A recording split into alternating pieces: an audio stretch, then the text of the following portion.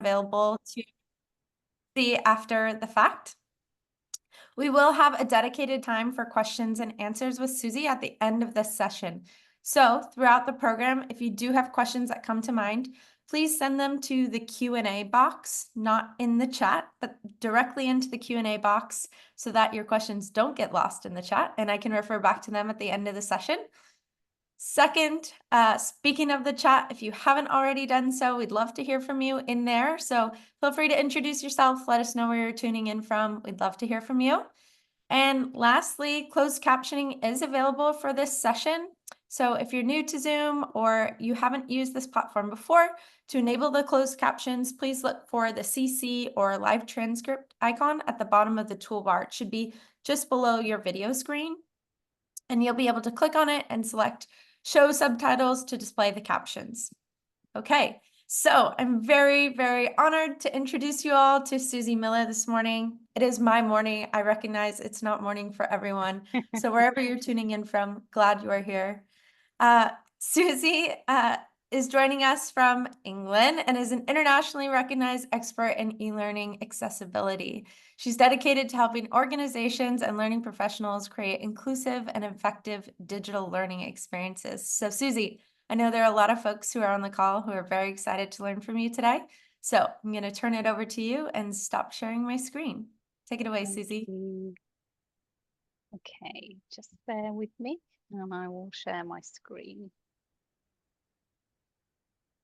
Okay, so before I start, Audrey, just making sure that you can see the screen okay and that you can hear me okay. Yes, to both. Wonderful. Brilliant. Okay, well, thank you very much for that really lovely introduction.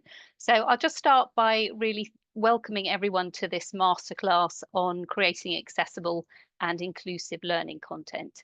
So just like Audrey, really, I want to start by thanking you all for making the time to come to this session, whether you're actually here live or whether you've also very impressively found the time to watch the recording. So welcome to everyone, and also of course welcome to Intellum. Sorry, thank you to Intellum and Audrey for inviting me along to do this session today. Okay, so without further ado, we'll also do some introductions. So I'm going to begin by going through what we're going to cover today. I'm going to start by setting the scene and addressing a few key issues. So we'll start with the introductions and then move on to a useful definition, just to be sure we're all on the same page before we begin. I'll then move on to some key insights and outline how accessible learning content leads to better learning practitioners and better experiences for everyone. Next, I'll focus on the taking action section with some practical tips on improving both the accessibility and the inclusivity of learning content. And we'll finish with some key takeaways and, as Audrey said, the opportunity to ask questions. Now, before I begin, I just wanted to let you know that there are quite a few useful links in the presentation as I'm going through. So I've shared this with Audrey and the team, so they'll be able to make that available to you after the session. And I think also Audrey has the links if she, as we're going through, she might just be posting a few of those in the chats, but if not, they're all available after the session is finished. So we'll just move on now to introduction. So our key introductory settings, scene setting section. And I'll just begin with a bit more background about my own learning journey and how I became so passionate about accessibility. So I've been involved in learning and development for over 30 years. I started as an English teacher and then I became an IT systems trainer, and I finally focused on designing and developing digital learning content. So I've worked across the public, the private and charity sectors, and also in higher education. And it was really my experience there working as an instructional designer which made me realize just how little support there was for people who wanted to make their learning content accessible to legal standards. And that was one of the main reasons I decided to start my own company, Ella Hub, which is driven by the only slightly ambitious vision of making all learning content accessible and inclusive as the default. So it was also the reason why I wrote my book, Designing Accessible Learning Content, or I call it DALC for short. I wanted there to be a resource which was available for anyone, especially practitioners like me, who wanted practical support to help them apply technical accessibility standards to learning content. And this is a great opportunity to introduce you to DALC, the second edition. and that's been updated with the nine new 2.2 WCAG standards, which were released last year, and also with all the insights I've gained from working with a wide range of clients in different sectors since I actually wrote the first edition, and that's actually due to be released next month. And another recent development for my introduction is that I found out last month that I've been selected as a finalist for the Learning Awards, the Learning Professional of the Year, which obviously is very exciting for me, but much more importantly, it's also great for raising the profile of accessibility. So another important part of my introduction is why I became so passionate about this subject. And I always think it's vital to start any session on accessibility with a focus on the people it affects. And in my experience, this is the spark which makes accessibility come alive for people. It motivates people to get on board, and it's also one of the vital ingredients which makes accessibility stick. So in my case, the spark was a student called Farisai Moyo, who's in my A-level English literature class when I was teaching in a high school in Zimbabwe very many years ago, early in my career. Because Farisai was blind, she had a reader who read out her literature text for her. This was another girl in our class called Mercy, and you can see both of them in the picture on the screen at the moment. So soon after I started teaching her, I realized that having to rely on Mercy to read out her text was holding Farisai back. Because we didn't have access to assistive technology at the time, we did manage to get Farisai's literature text in Braille. And the autonomy and the independence in her learning that this gave Farisai had a huge impact on me. She went on to pass her A-level and eventually trained to be a teacher herself. So working with Farisai did make such a massive impact, really, because it showed me that her disability in the form of her blindness was not in itself something which disabled her. She was just as bright and capable as the other students in the class, and with the right strategies, which allowed her to become more confident and independent, she was able to fulfill her potential and learn how she wanted to and achieve what she could. So this leads me on to a definition of disability, which I found really useful to clarify before moving on to explore accessibility in more detail. Farisai's story is a great demonstration of the social model of disability. And that's based on the idea that disability is caused by barriers which are created when products and services are not designed to include people with different access needs. If these barriers are removed, then someone who is disabled can have equal experiences to everyone else. And for me, this definition of disability from the UNCRPD does a great job of articulating this concept. It says that persons with disabilities include those who have long-term physical, mental, intellectual, or sensory impairments, which, and this is the important bit, in interaction with various barriers, may hinder their full and effective participation in society on an equal basis with others. So this focus on barriers is vitally important when we're considering accessibility. And this is because if a disability is partly caused by barriers, then every single one of us has the ability to find out about those barriers and enable equal access for all of our learners by removing them. And that, I believe, is the power of accessibility. At a time when we are acutely aware of the problems that we face as a society, accessibility gives us the power to make a hugely positive impact on the lives of so many people. And this is why part of this session and every session I deliver always focuses on some practical accessibility tips that anyone can implement. But before we move on to those tips in this session, I want to take a few minutes just to focus on some key insights. So one of the things that struck me, or I should say more accurately, added to my imposter syndrome when I was writing DALC, was that I only had my own experience and that of a handful of other colleagues that I could draw on. Since then, my work with Ella Hub has given me the immense privilege of working with a whole range of organisations and practitioners who are committed to making their digital and learning content both accessible and inclusive. And as you can see from this slide, that's included training over 1,500 delegates and providing support to over 235 organisations in the private, public or federal, charity and education sectors, and also really importantly for me, L&D providers. And this is where the real learning has taken place.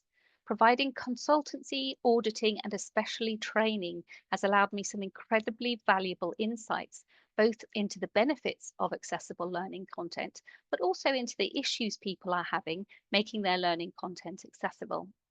So what I'm going to focus on for the rest of the session are the key insights that I've learned from that experience. As this quote based on a saying of Maya Angelou explains, do the best you can until you know better. Then when you know better, do better. When I wrote the first edition of DALC, I was doing the best I could at the time. Now, particularly after seeing so many examples of non-accessible learning content made accessible, I can do even better. So we'll start off with my number one evidence-based key insight, which is that creating accessible learning content definitely, unequivocally, and 100% leads to better learning practitioners. This is something that I've been convinced of for a long time, but I'm aware that it's an easy claim to make. So I'm now going to take the opportunity to share how both the evidence I've gained from working with so many organisations and my own experience as a learning practitioner back this up. So, in the case of my own experience, I spent over a year working on transforming my book into an interactive and fully accessible online self access program. You'll see quite a lot of examples from this as I go through the presentation. So, working on this resource has given me the opportunity to really walk the walk and talk the talk for accessible learning content. And it's undoubtedly made me a much better learning practitioner.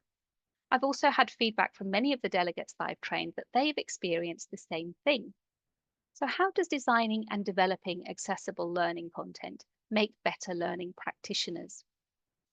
First and most importantly, I think, finding out how to make learning content accessible shifts the emphasis to a focus on the learner. Because considering accessibility is a fundamental and transformational shift, which puts learners at the center of the learning experience. In other words, it encourages learning practitioners to think with empathy about their learning audience. This is particularly the case in my own experience. This is a picture of our screen reader tester, Kirsty Wolf. Now, she runs her own language training and her podcasting business. She has a lived experience of a disability, and she's been using screen readers and assistive technology for over 20 years. Working closely with Kirsty has been transformational in shifting my focus onto the experience of the learner, because it's now impossible for me to design learning content without considering the different ways my learners will access the learning experiences that I'm creating.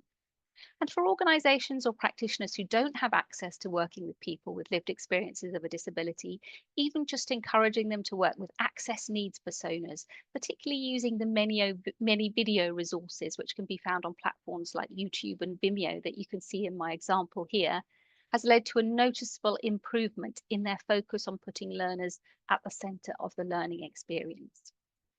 The second reason I've identified that leads to better learning practitioners is because it forces them to challenge their existing practice. The best way I've found of describing what happens to your practice when you learn more about accessibility comes from a quote by the writer Alvin Toffler, who said, "The illiterate of the 21st century will not be those who cannot read or write, but those who cannot learn, unlearn, and relearn." Now, while not everyone may agree with the concepts of unlearning and relearning, it really is the best description that I found of what happens to your practice as an instructional designer and developer when you start designing accessible learning content. It just shifts the narrative from "I'm doing this because it's the way I've always done it" to "I'm doing this because it actually benefits my learners." So to give you an example of what that can look like, this is a case study from my work with the L&D team of a government client, and it demonstrates how accessibility training had a positive impact on the screen recording content in their learning resources. The department created a lot of instructional videos on how to use systems. Before their accessibility training, a lot of those screen recordings were created without a great deal of preparation, literally just due to time constraints. But as soon as learning practitioners realized that they needed to add captions and transcripts to the videos, it made them create a script for each of the videos.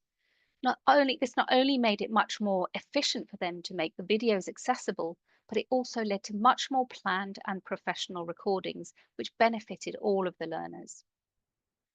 Another hugely important benefit for learning practitioners is that because you have to think differently, it leads to innovation.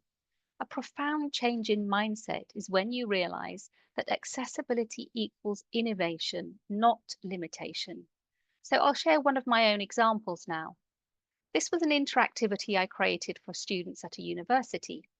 This was a case where there was a clear learning justification for using a drag and drop interactivity, and that was to reinforce the use of recycling bins at the university.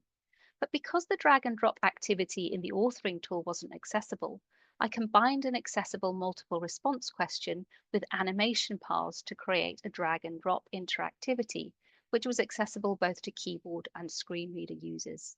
So I hope that helps demonstrate just one example of how accessibility can lead to thinking differently and to innovation. But this is a very basic example, especially when you compare this to what's happening in other industries like the gaming industry, who are way ahead of L&D in understanding the potential of using accessibility as a driver for innovation, particularly in terms of accessible interactions. This great example is the Last of Us Part 2, which a few years ago, probably not anymore, but it was considered to be the most accessible game ever. You can see here how people with vision access needs can tweak the settings to their own needs, like high contrast.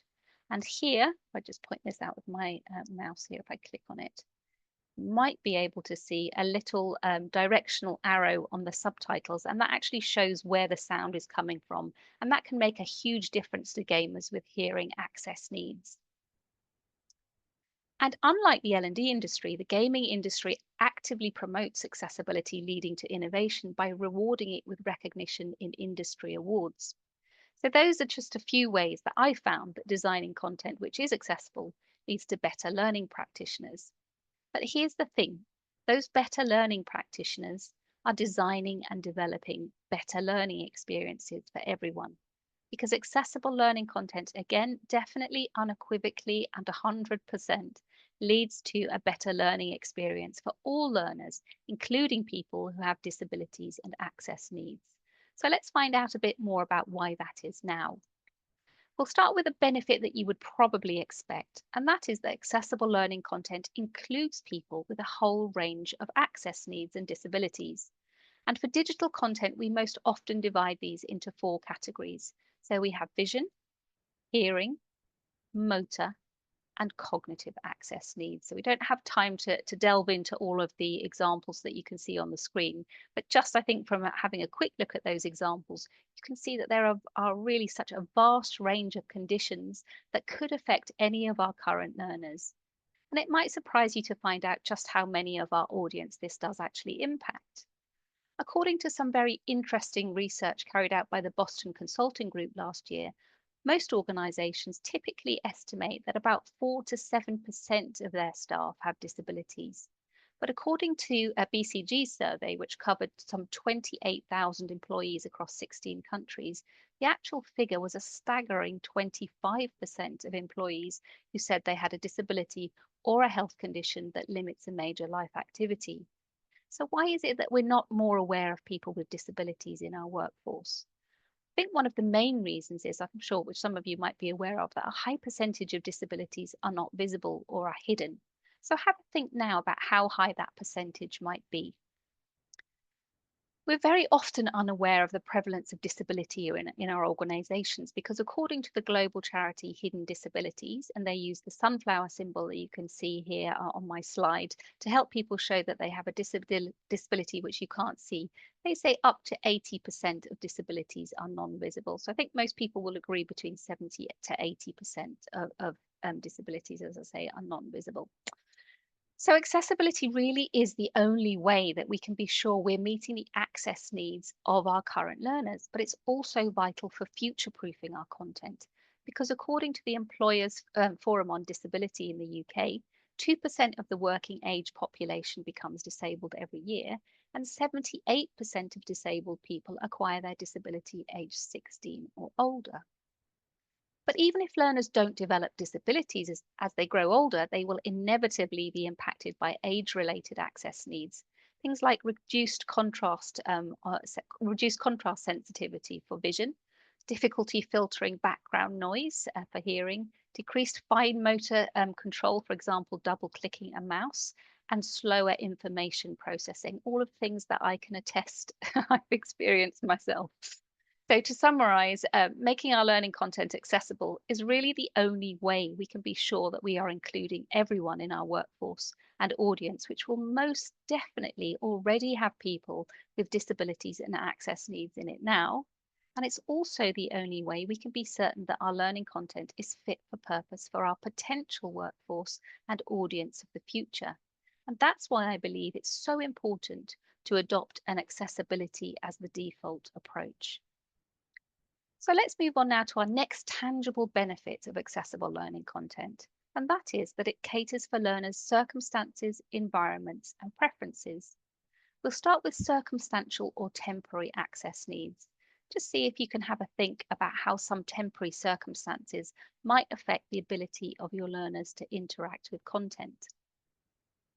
So, a quick look now at some temporary access needs that could impact any of us or any of our learners at any time. So, the picture that you can see on the screen now shows someone with an injured hand or wrist, and that demonstrates a motor access need. We could also have blurred vision due to eye surgery, hay fever, a particular favourite of mine, losing my reading glasses. We could have hearing loss due to a head cold, exposure to loud noise, blocked ears, for example, and for cognitive access needs, very, very common for very many of us, having the effects of tiredness, stress, or anxiety. So let's move on now to situational or environmental access needs, and we'll focus more specifically on how they might impact people in a learning context.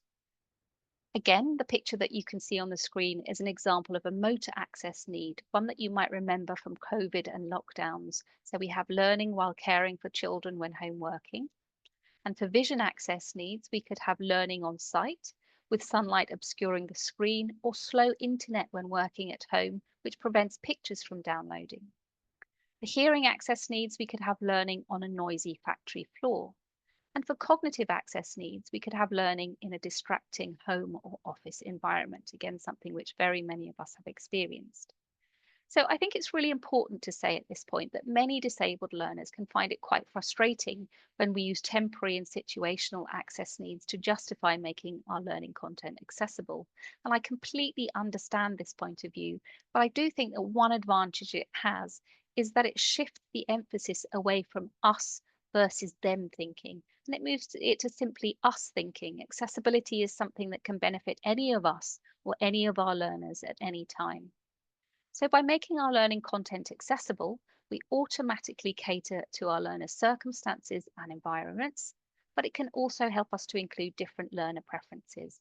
And this is because, in order to make our learning content accessible, we very often provide different ways of accessing the content.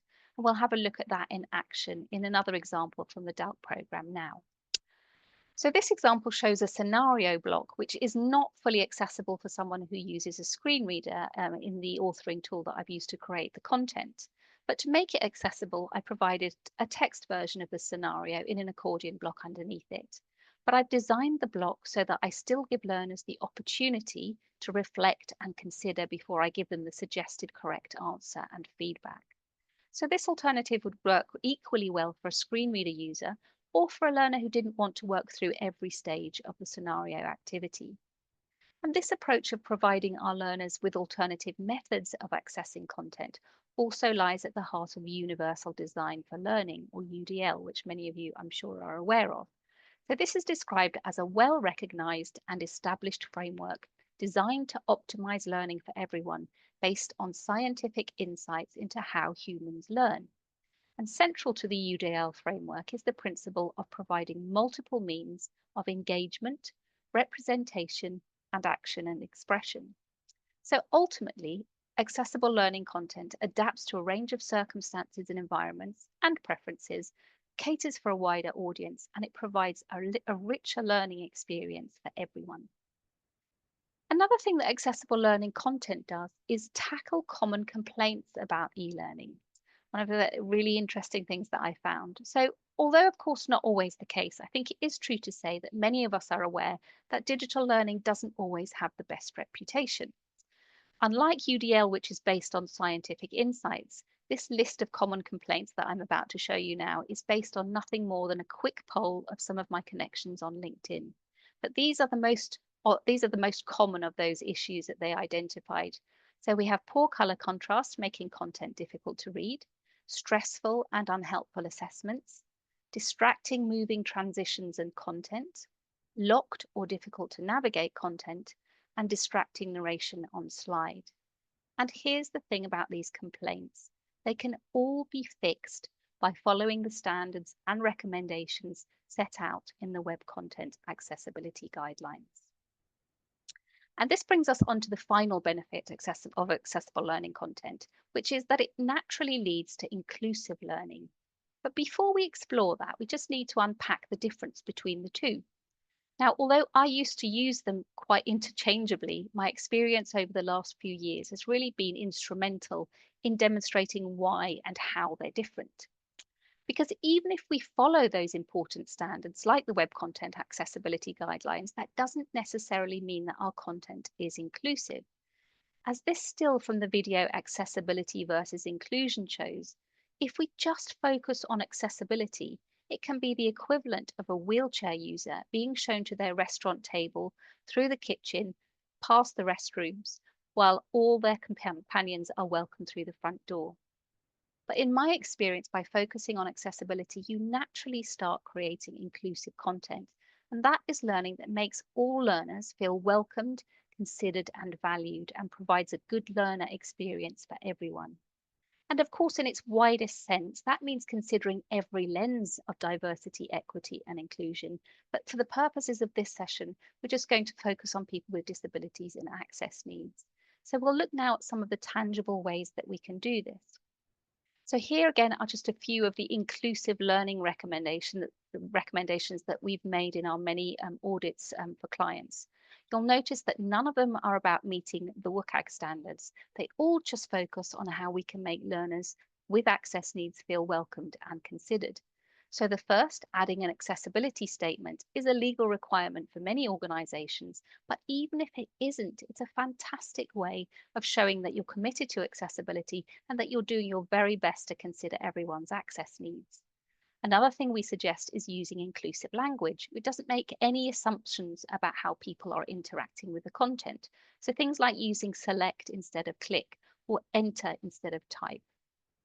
One to avoid now, and that's using text all in capital letters. According to gov.uk, this actually makes it between 13 to 18% more difficult for all learners to read, but it's particularly difficult for some people like me who are dyslexic. And another very common recommendation we make is that organisations use imagery which includes every lens of D, E, and I. And that means considering including people with a range of visible disabilities, not just the one token stock image of someone in a wheelchair that we often see in our audits.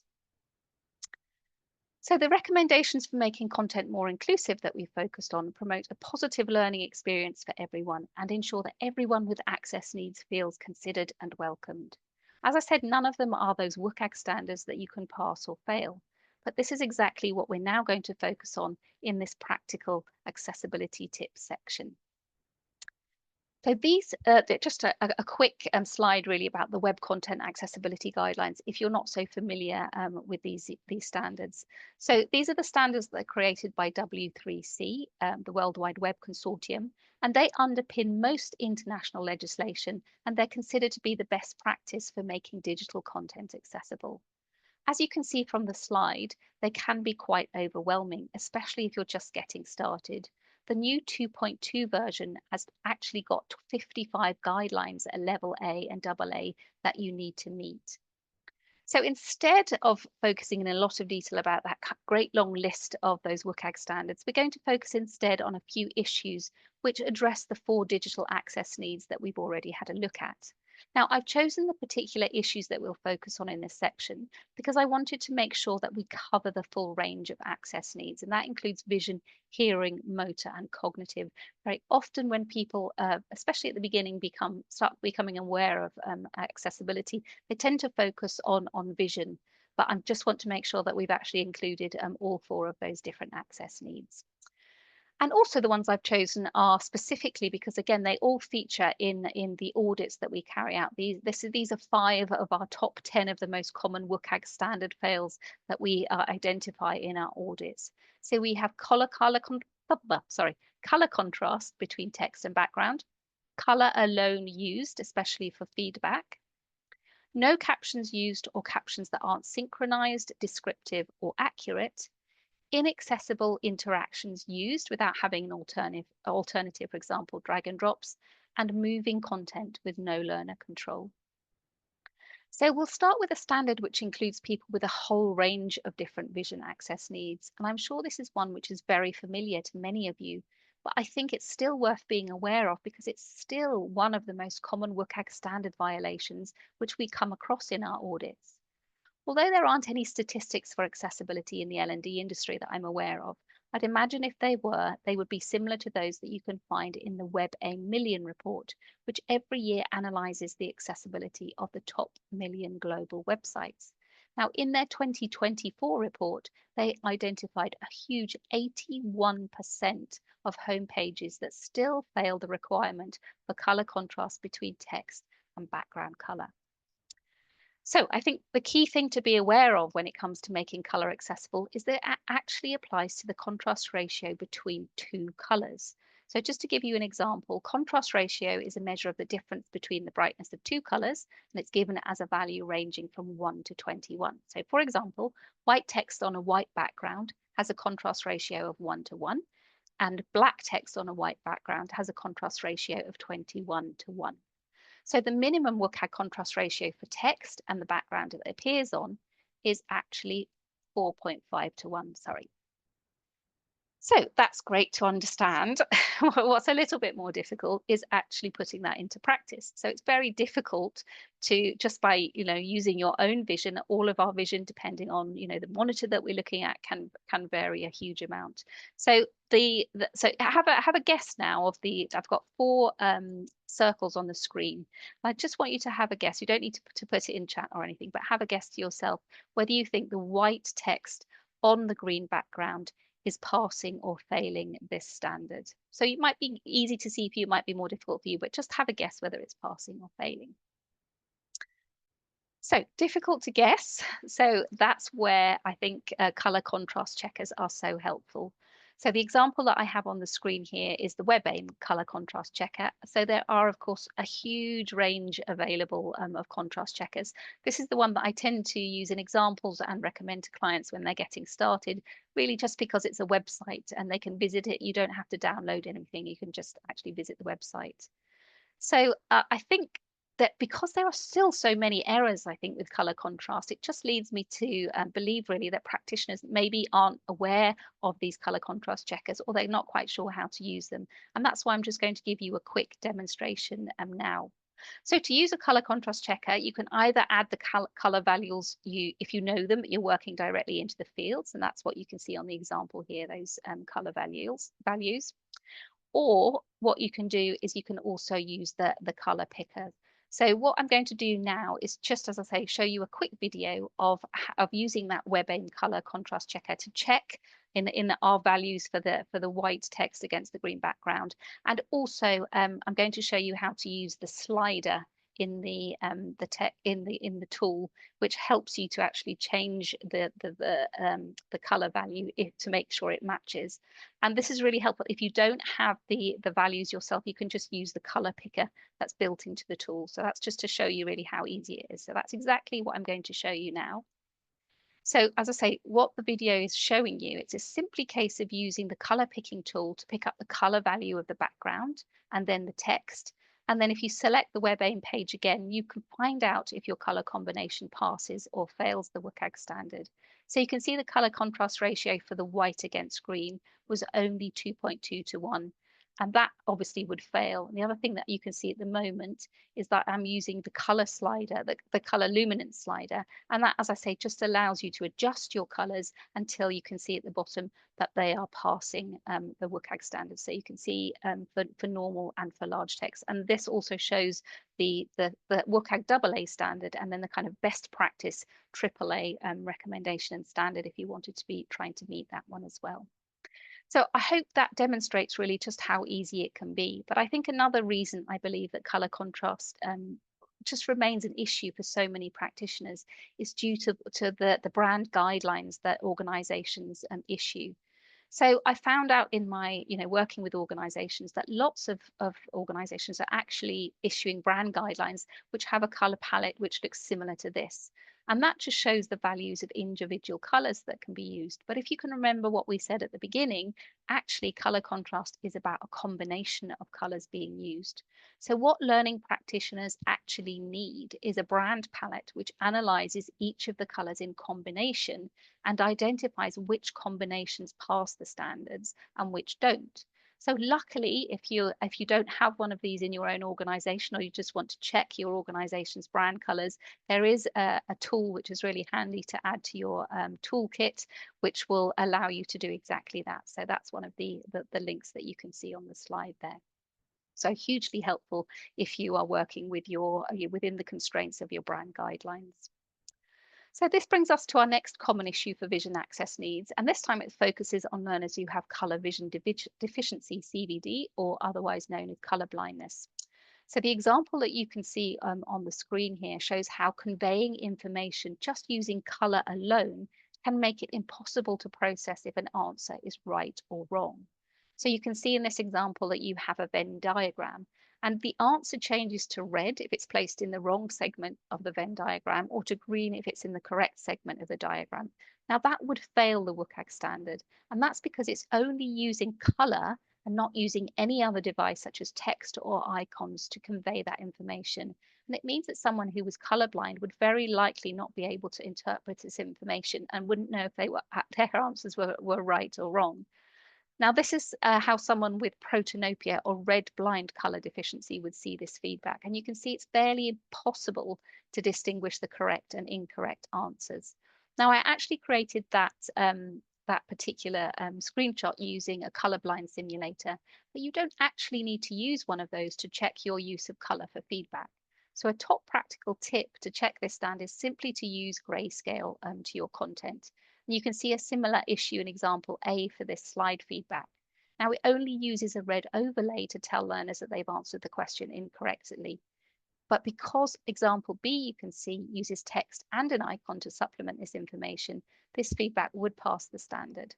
And again, you can see how applying grayscale can quickly help you to double check this standard. Now, our next focus for vision access needs are the actions we need to take to make sure we're making our images accessible for people who use screen readers. So just a couple of top tips then. So to do this, we need to make sure that we're adding a text explanation, alternative text to any images which add meaning to our content, and hide any images that are purely decorative so they're not announced by screen readers. The slide shows how you can add alternative text to an image in one authoring tool. And this next slide shows you actually how AI can be very helpful, something that's saved me a huge amount of time since I've discovered it. So this was the description generated by the alt text assistant in ChatGPT. And again, there's another link for that in the slide there. So I don't have time to read out the alt text fully in the session, but I really have found this is a great method for a starting point for creating alternative text. Even though, as with anything in AI, it's really important that you have human checking and tweaking to make sure that the alternative text is accurate and it really is adding the meaning that you want to the learning. It's also important that you make sure that any images you've used for decoration aren't recognized and read out by screen readers. You need to find out how the authoring tool that you use allows you to do this. If you don't, the screen reader could read out things like background transparency rectangle, as you can see this in this example, which is very common in the audits that we do. Next, we have one of the most important standards needed to include people with hearing access needs, and that's captions. The first issue, which I'm still staggered to find, is that some of the videos in the learning content that we audit don't have any captions at all. Now, that corresponds with research that was shared to me by the charity Scope a few years ago, and they actually identified a lack of captions as the #1 barrier to equal access to learning content in workplace learning. But even if organisations do provide captions, we still see some common issues which prevent the captions providing an equivalent learning experience. And that's a really key thing when we're talking about accessibility, is trying to have an equivalent, it might not be exactly the same, but it needs to be equivalent. So it's worth a reminder that captions also need to be synchronized to the action. So just providing a transcript isn't enough. They also need to be descriptive, which means they contain things like important sound effects, who is speaking, emotions conveyed by a tone of voice, which someone who's deaf or hard of hearing may miss. And finally, and where we see by far the most issue in audits, is that those captions also need to be accurate and with punctuation and no mistakes so that they're easy to process and understand. So many of the organizations fail the caption standard in accessibility audits because they use videos with auto-generated captions, which don't have punctuation, but do have many grammar and spelling errors. Let's move on now to another common issue, which we often find in our audits, and this time it affects people with motor access needs. So we'll begin just with a montage showing some different conditions which may affect manual dexterity. So something that we didn't go into in our slide on the different types of access needs was our icon for motor access needs, which was actually a mouse. And the reason for that, when we're talking about motor access needs, is we're talking people who have talking about people who have manual dexterity issues. So they could be both permanent and situational. But what that means is they very often cannot use a mouse. So they use alternative, or maybe their fingers if we're talking about mobile content. So they use alternative assistive technology, and very often that starts with keyboard accessibility to access the content rather than using a mouse. So these can include things like adapted keyboards, mouse sticks, eye gaze technology, switches, joysticks, touch screens, etc. And you've got a good example of them on the screen here. So to include all of these learners and the whole range of assistive technology they use, we need to make sure that all of our content is keyboard accessible. So most of this is controlled by the authoring tool we use, but one important practical thing that we need to do as practitioners is to find out about which of the interactions provided by the tools we use are keyboard accessible. So activities such as drag and drop interactions, as I said, we talked about earlier, are very often not keyboard accessible, but often there are alternatives provided, but you just need to find out about those. So the examples on this slide show information from a range of authoring tools about the interactivity and quizzing options that they include. So it's up to us as practitioners to be aware of the information and to avoid any interactivity which isn't keyboard accessible, or to provide an accessible alternative if we do decide to use it. And finally, for cognitive access needs, we have a standard again which benefits everyone, but it's particularly important for people who have neurodivergent conditions such as dyslexia, ADHD, or autism. So the very aptly named pause, stop, or hide standard applies to any content that starts automatically, moves for longer than 5 seconds, and appears alongside other content that people are trying to process. So I'll play you this slide now, and you can have a go. You can see how the moving content in the decorative video in the background could make it difficult if you're trying to process the content on the slide. Now, personally, someone with dyslexia, I find it incredibly difficult to process. If there's something moving on my screen, it absolutely stops me from being able to concentrate and process on anything.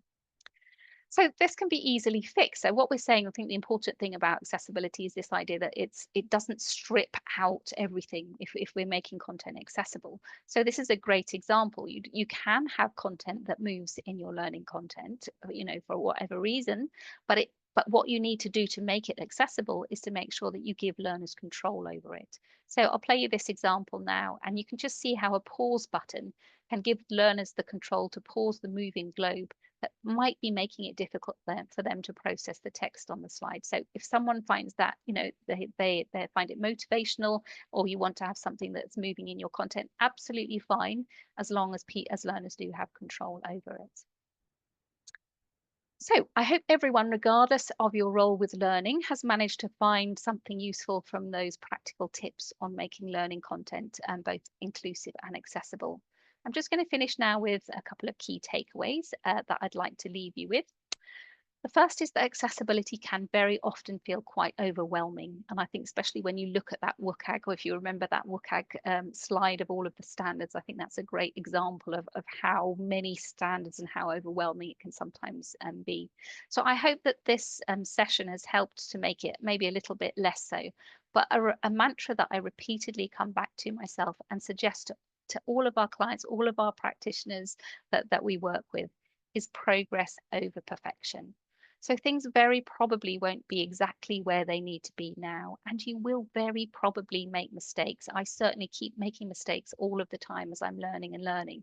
But as you're trying to make your learning content more accessible and inclusive, every more small step you take will have a huge impact on your learners. And that leads me nicely to my last takeaway. And that's still my favorite, very favorite quote about accessibility. And it comes from user experience expert Stephen Prue.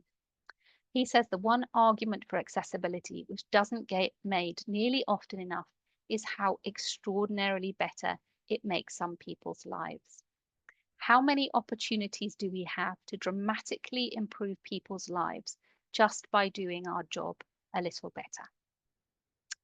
Okay, so that just brings me to my final slide. And this just is, if anybody is interested in finding out more about the DALT program, there's a QR code there that you can access, and that will take you, if you want to, you can have a look at some free lessons, access that program. And as I say, that is me walking the walk and talking the talk for accessible learning. So hopefully you will find something interesting there, and some more information about this process of designing accessible and inclusive learning content. Great, that's me done. So can move on to Audrey. Awesome. Susie, that was so thorough, so phenomenal, so insightful. So thank you so much for Thank you. sharing. We have Very a welcome. number of questions in the Mhm. chat and about 13 minutes to get through them. So I'm just going to Perfect. start in the order that they came through, and Okay, folks I'll who are do my tuned, best. yes, folks who are tuned in, if you do have additional questions, please feel free to submit them to the Q&A box. But I'm going to start with the first question, which is, can you share more information about the YouTube personas you briefly shared on the slide? How do you use them when creating accessible e-learning? Ah, that's a great question. So I think the slides that I tend, sorry, the videos that I tend to focus on, the ones that you saw on the slide are just some examples of ones that I've picked and that I found particularly insightful myself. And I think I really started off by trying to understand more about assistive technology. So when I first started, I had never worked with a screen reader. I wasn't in the privileged position of working with someone who was a screen reader user, and I really didn't understand this concept of screen readers and how people use them. So it started off really with kind of an exploration on videos that were showing people that were using assistive technology. So there's some absolutely fantastic videos that people are really happy to share how they're using their assistive technology. So not only do you have the kind of things like screen reader users, you have screen magnification software, and people who are using Braille refreshable keyboards, for example. But you also have people who are showing you how they use accessibility on their mobile devices, which is so interesting. And actually, there are so many things that you can learn. I have found, oh, I didn't know that my phone could do that. This is absolutely amazing.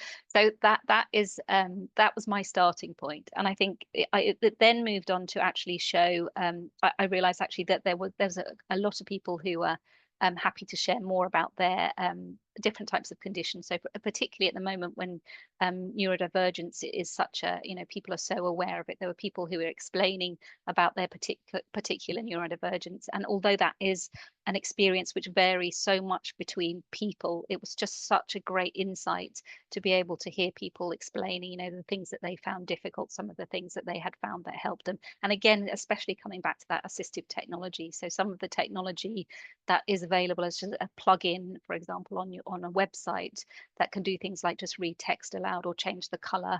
The apps that can change the color of text or the spacing of text was just really helpful.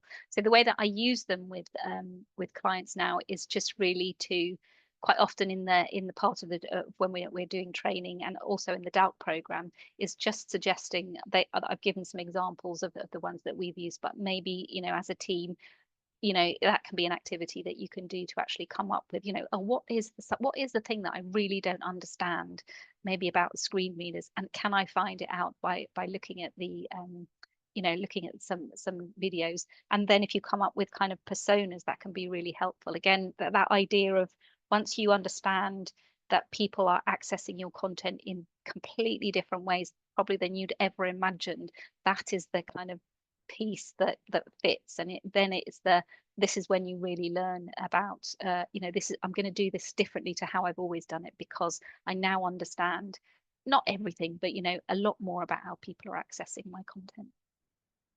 Sorry, that's probably a bit too long. Amazing. No, You have again, to stop so me. incredibly thorough. That's awesome. So you mentioned tools and there's a number of questions in the chat about Yep, different tools. yep, So I'm going to try and combine a few questions here. perfect. Okay. What would you recommend for tools for testing screen readers, keyboard access, and other accessibility needs? And is Okay. there a tool to ensure that our e-learning interactions are definitely accessible? Okay. So I might have to come back and I can repeat revisit whatever you that. need. Yes. My dyslexic brain processing that. So first of all, from the screen reader point of view, the one that I would recommend, which is it's open access and it's free to download, although it asks for a donation, and that is called the NVDA screen reader, and that stands for non-visual desktop access, I think. And I think it might be a link. If not, I can certainly add that. So that is a great screen reader to get started with. The one that a lot of people are familiar with hearing about is JAWS, and that is a paid for version. But NVDA in its early days, because it basically was open access, it wasn't as stable as JAWS, but now it's kind of caught up with it. So I would recommend downloading that, and I would recommend there's lots of resources as well that can help you when you're becoming familiar with it at the beginning. With when it comes to keyboard accessibility, that's a really good question, but actually the best thing for keyboard accessibility is just having a go yourself. If you make your learning content keyboard accessible, then by default, it should be accessible for that whole range of different assistive technology that we looked at. So rather than kind of getting too bogged down in the different types, so, for example, eye gaze technology, for example, just make it keyboard accessible. And the best way to test that is just to put your mouse away and not use your mouse when you're trying to navigate through your learning content. So you literally have the tab key, which will jump you from one interactive item to the next. And if it's working correctly in your authoring tool, you should have what we call a visible focus indicator, which shows when the interactive item has the focus. And if you hit enter and space on your keyboard, that will activate that. So that's the most basic way of trying to get through your content and making sure it's keyboard accessible. And I can't remember the last one you asked me, sorry. I That's forget. that's quite all right. Is there a way to ensure our e-learning interactions are definitely Okay. accessible? Yes, thank you. That is a really good question as well. So that can vary between tools. So if a tool has got what we call an accessibility conformance report, or it's got some information about accessibility, then it will very often be documented by the authoring tool. If it isn't, then I recommend contacting the authoring tool and asking them, and again, maybe asking them to make that public for everybody because it's really important.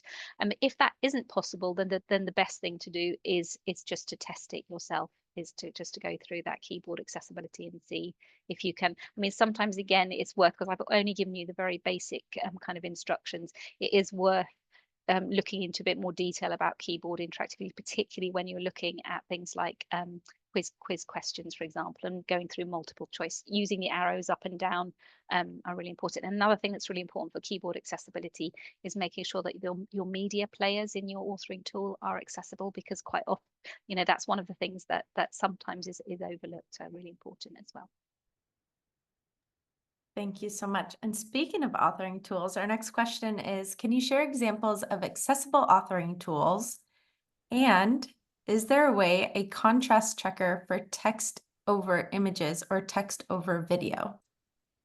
Okay, so that's a really good question. So I think when it comes to the accessibility of authoring tools, I think there are a whole range of authoring tools that are great, obviously. So, Evolve is great for accessibility. You've got the kind of, the ones that are kind of maybe market in the lead. So people are quite often aware of Articulate, Storyline, and Rise. You've got Adapt, which also has good accessibility.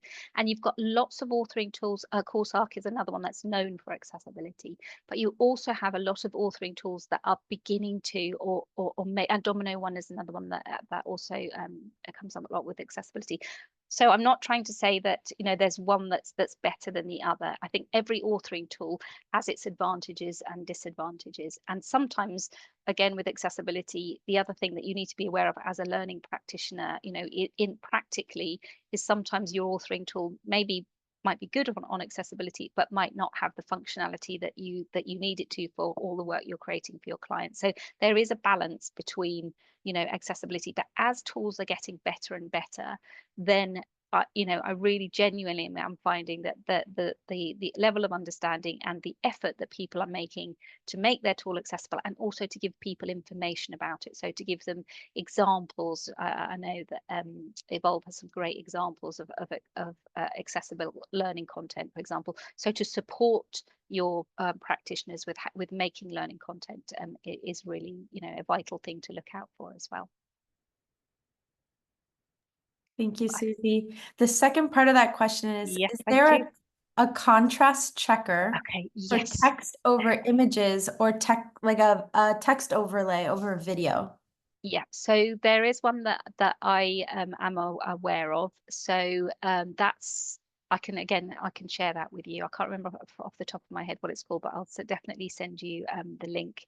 I think the issue about that, especially when you're looking at responsive design, is just, and again, this is something that we see quite a lot in the audits that we do. If you're looking at responsive design, you can perfectly lay your text across your image, and make sure the color contrast is correct. As I say, the one the one the tool that we use, you can just pull it around and it will tell you whether it's where it's meeting. However, the drawback with that is that if you're using responsive, that can move, it can move somewhere else in the image. So the tool is fine, it can be really helpful.